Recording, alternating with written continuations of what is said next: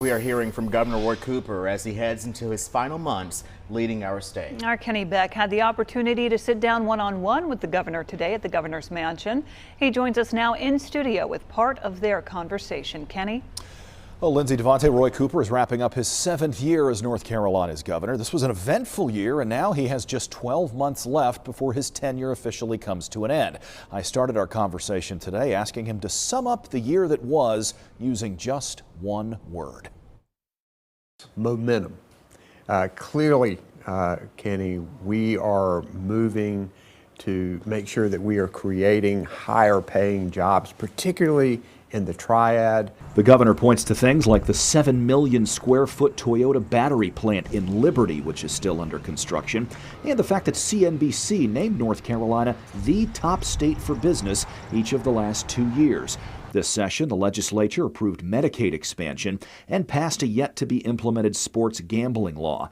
But it wasn't all rosy for Roy Cooper. Republicans overrode 19 of his gubernatorial vetoes on everything from abortion to election laws. How frustrating is it to have one of your most important powers taken away because of the supermajority in Raleigh?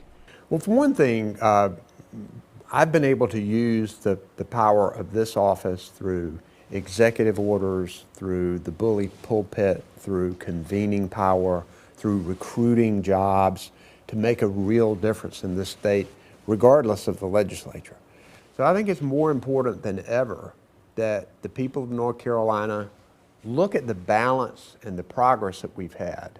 Having a Democratic governor, having a Republican legislature, but not a supermajority. I think that we made a lot of progress during that period of time. And they need to look, every single Republican voted for this abortion ban. Every single Democrat voted against it.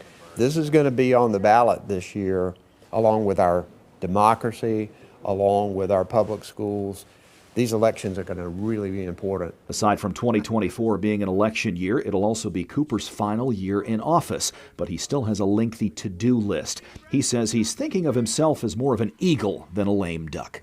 Actually getting high-speed internet hooked up to homes and businesses in our state is going to be a priority, along with investing this other federal money. But we also need to make sure that we continue to get more people covered with health care. That will be a process in the next year of making sure we get people qualified and signed up and make sure it's working, and also investing the signing bonus that we got, $1.6 billion, in the mental health, substance use disorder area where we know we're falling short. That, you know, people's mental health is just as important as their physical health.